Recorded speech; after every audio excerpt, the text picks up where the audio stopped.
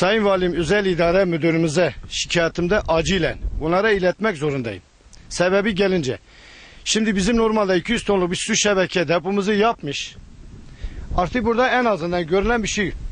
Çayın içinde bu sayın müteahhitimize o ödeneki verince acaba nasıl şekil tesmil ve verildi, nasıl tesmil alındı, o hesabı kapatmak zorunda. Ben onları vicdanına havale ediyorum.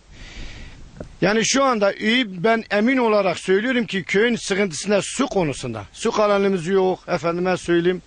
Gördüğünüz gibi şu anda belki herkes bunu görmez zorunda, yani en azından. Şu deponumuzu en azından 1 ay, 2 ay, 3 ay şu akıntı sular tahliyede akıp da bu deponun 200 tonluk depo çökerse kime zarar olur? Evet, devletimize, sonra sıkıntı sayın köylüye, vatandaşa büyük bir sıkıntıya mal olur. Biz istiyoruz ki Sayın Valim bunları bir an evvel el atılması, özel idarenin bize bu hatı en azından çukur yerler, çöken yerleri bir el atması lazım.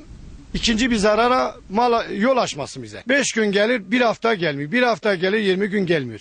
Eğer bu köy şu anda AK Parti'ye 550 oy seçmen oy vererek, ben bunu utanarak da söylüyorum yani.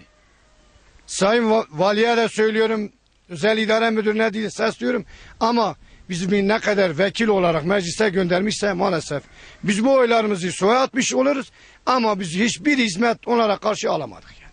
Her seçimde zaten gelip diyorlar ki yani, bu köyü yapacağız, ama icraata geldi mi icraat yoktur bu köyde. Yollar Müdürü'ne başvurdum, Özel İdare Müdürü'ne.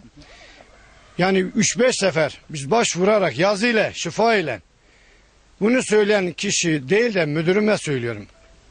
Şefine söylüyorum, saha amirine söylüyor ki, adam diyor ki sizin o köyün bir encümani olsaydı bu köyün sıkıntısı erkenden bitmiş olurdu.